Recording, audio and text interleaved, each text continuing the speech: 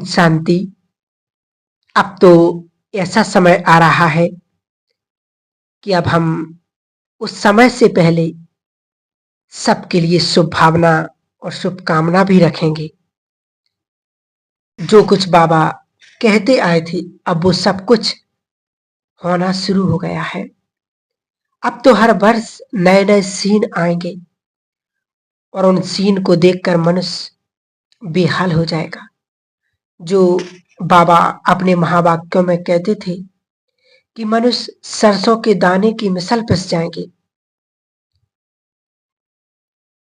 तो ना हमें पिसना है और पिसने वालों को हमें बल देना है। हमें साक्षी भाव में रहना है और साक्षी भाव विशेष रूप से कि जिसके साथ जो कुछ भी हो रहा है, संसार तो इस बात को नहीं जानता, परंतु हम बाबा के बच्चे जानते हैं कि किसी के भी साथ जो कुछ भी होता है वो उसके कर्मों का ही फल है। जो पुण्य आत्माएं हैं, जो पवित्र आत्माएं हैं, उनके लिए नहीं, उनके लिए तो सुरक्षा करेगा, क्योंकि ये प्रकृति की रचना है और प्रकृति अपनी महान आत्माओं का सम्मान करती है। जिन्होंने भगवान को छोड़ दिया, श्रेष्ठ कर्म करना छोड़ दिया, उनको बहुत प्रभाव हो सकता है। तो बाबा कहते कि हमें उनको भी सकाश देना है। जब वो पहले थे तो हमारे ही भाई बहन थे, अब नहीं है तो भी हमें उन्हें सकाश देना है। और अब तो संसार में एक परिवर्तन की प्रक्रिया प्रारंभ हो गई है। इसको कहते हैं ना, बिगिनिंग इन दी एंड। अभी 10 साल विश्व परिवर्तन के हम देखेंगे।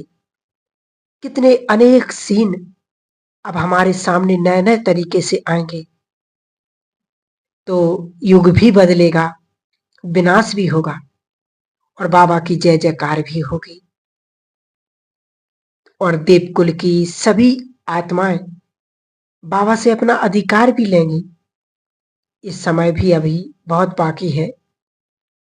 बाबा के बहुत सारे स्थान महान तीर्थ बन जाएंगे। तो बाबा ने कहा अपने अपने सेंटर्स को, अपने अपने घरों को लाइट हाउस भी बनाएंगे, महान तीर्थ भी बनाएंगे, क्योंकि संसार में दुख अशांति बहुत तेजी से बढ़ने वाली है। मूल्यों में भी बाबा की में आया है कि दुख जोर से बढ़ जाएंगे, जोर शोर से बढ़ेंगे। तो हम कुछ चीजें तो आज देख ही रहे हैं। देखो, मानसिक रोग बहुत बढ़ गए हैं, कैंसर बहुत बढ़ गए हैं और थोड़े समय में ही हर मनुष्य अपने को सफर करता हुआ देखेगा। हर व्यक्ति सफरिंग में आ जाएगा। आज हम सभी जानते हैं और सभी ने अनुभव किया भी होगा कि जिस व्यक्ति से हम सुबह मिले वो शाम को नहीं मिला और जिससे शाम को मिले वो सुबह नहीं मिला। तो ये वास्तव में अब अंतिम समय का अंतिम सीन चल रहा है। स्वयं को परिपक्व भी बनाना है, श्रेष्ठ पुरुषार्थी भी बनाना है और साक्षी भाव में रहना है, क्योंकि हर मनुष्य अब परेशानियों में आ जाएगा, कष्टों में आ जाएगा। इसलिए हम सभी अपने को तैयार करेंगे, मन को बहुत हल्का रखेंगे सबसे पहली चीज, क्योंकि बाबा ने कहा चेंज को स्वीकार करना है। चेंज तो होना है दुनिया में। ये चक्र घूमते घूमते अब वहीं पर आ गया जहां से शुरू हुआ था। तो चेंज तो सब कुछ होना है, चेंज को स्वीकार भी हमें करना है और इस बात का बहुत ध्यान देंगे कि हमें स्वयं को बहुत हल्का रखना है। अब ये नहीं होगा जो हम चाहेंगे, अब हमारी कोई भी एक्सपेक्टेशन हो सकती है। अब तो वो होगा जो ड्रामा का सीन है, जो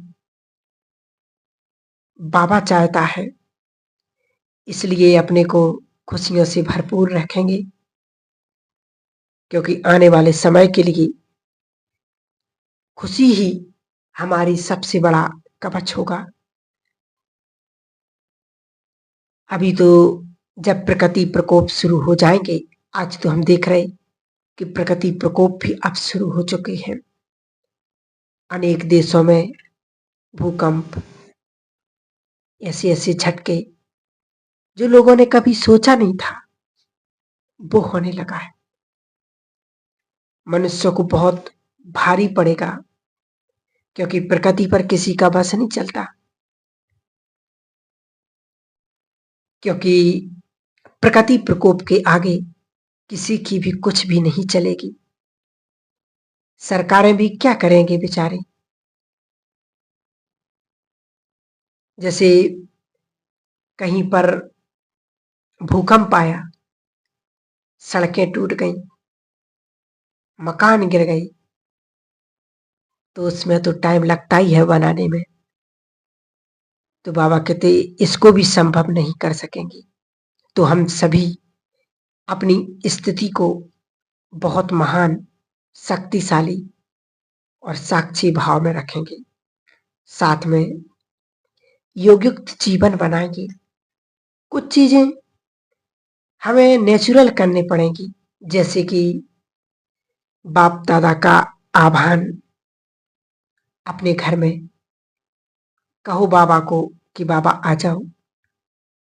अपना नाता उससे ऐसा जोड़े, ऐसा प्यार उससे हो जाए, ऐसे अधिकार की भावना हमारी हो जाए कि जब हम उसको बुलाएं और वो हाजिर हो जाए, तो बाबा की उपस्थिति महसूस होगी।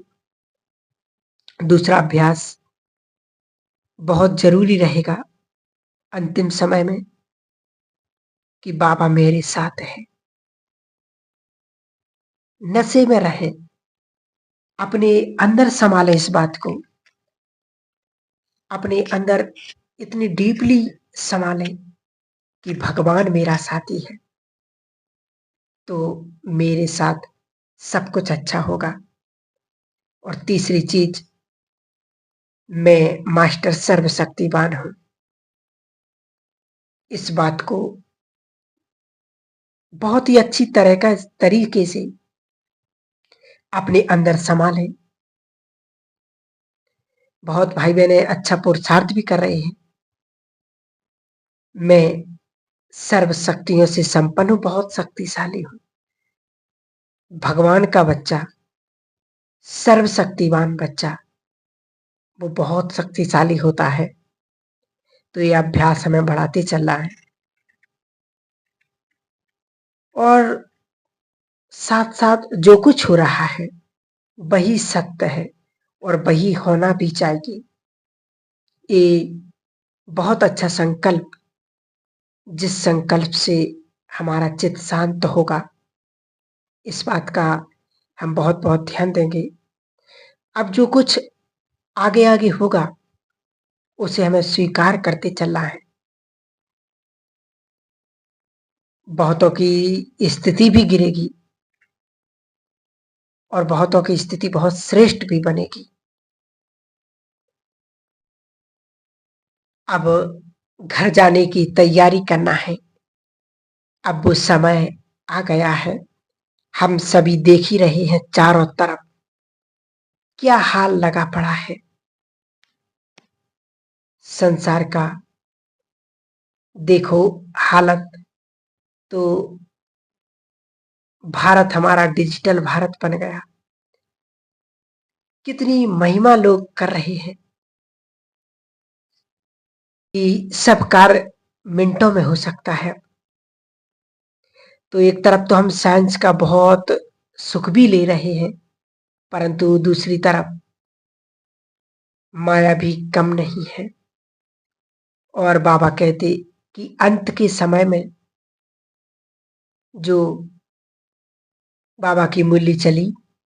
अंत के समय में माया का क्या विकराल रूप होगा। माया के पांचों विकार और प्रकृति के पांचों तत्व अपना इतना विकराल स्वरूप दिखाएंगे और उस समय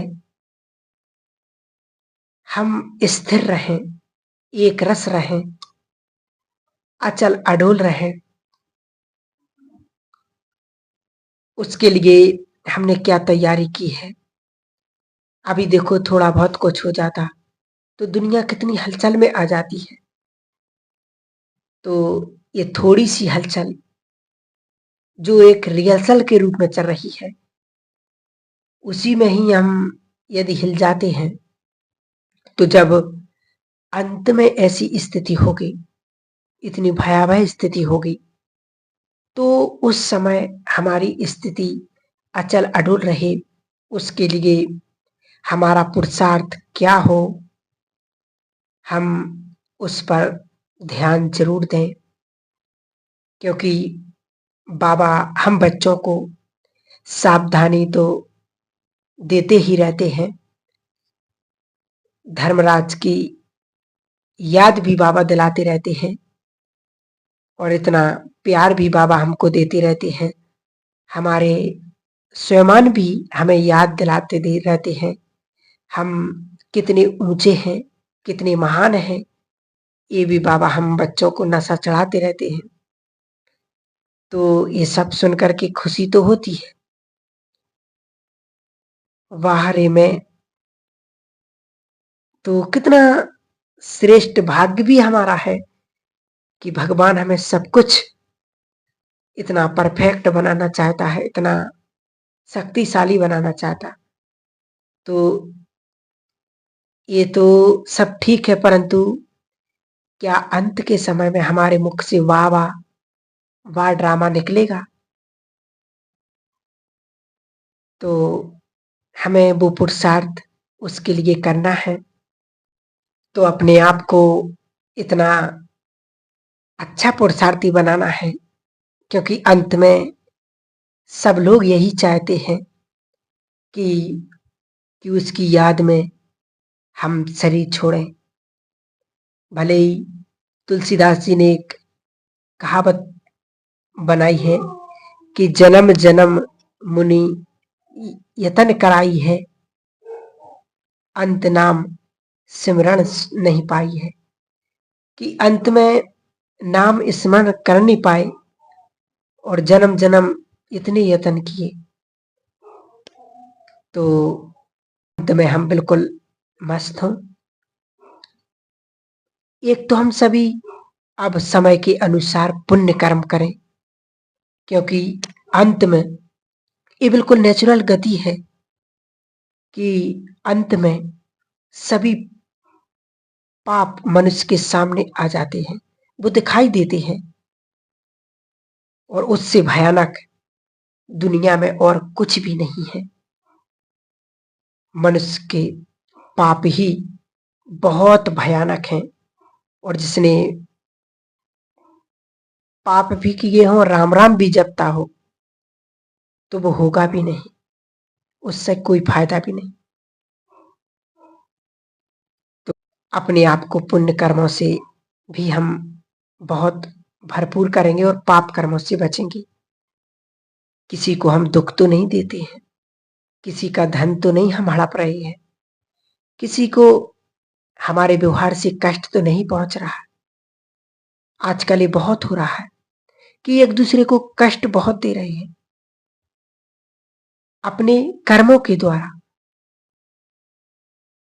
और उनको पता भी नहीं चलता कि मेरे से किसी को कष्ट हो रहा। इसलिए अंत में वो सब याद आएगा। और पाप जिसने जो कर लिए, जिसको दुख दिया, गलत वाइब्रेशन दिए, तो हम अपने आप को वो स्मृति आएगी। इसलिए इस देह में रहते हुए हमें अंतिम समय की तैयारी करना है। और अंत समय में उसके पाप कर्म उसको बांधे रहते हैं, शरीर से आत्मा निकल नहीं पाती है। किसी को कोई बीमारी, किसी को अस्थमा की, किसी को श्वास की, तो किसी को हार्ट की, कई बीमारियां जो आत्मा को निकलने नहीं देगी और आत्माएं बहुत उस समय तड़पती हैं। तो अपने आप को पुण्य कर्मों से बहुत भरपूर करेंगे। शिव बाबा की स्मृति ही उसके साथ का नशा कि वो मेरे साथ है। जीवन भर जिसने ये अभ्यास किया, जब भी उसको बुलाया और अभ्यास किया और वो आ जाएगा, तो अंत में वही याद आएगा यदि हम अभी से वो अभ्यास करेंगे। अब वास्तव में विनाश का खेल शुरू हो गया है। आप सभी तीव्र पुरुषार्थी आत्माओं को अपना बाबा से सर्व शक्तियां लेकर सर्वोच्च स्थिति प्राप्त करके घर जाएंगे। तो ये तैयारी हम सभी को अब करना है और यही पुरुषार्थ अंत समय में हमें बहुत बहुत मदद करेगा। तो बाबा से सर्वोच्च स्थिति प्राप्त करना है, क्योंकि अब अगले जो समय है वो बड़ा भयानक समय है। तो आने वाले समय में तो और भयानक परिस्थितियां आएंगी 2030। इसलिए बाबा कहते हमें अपने पुरुषार्थ को सुंदर और तीव्र बनाना है। ओम शांति।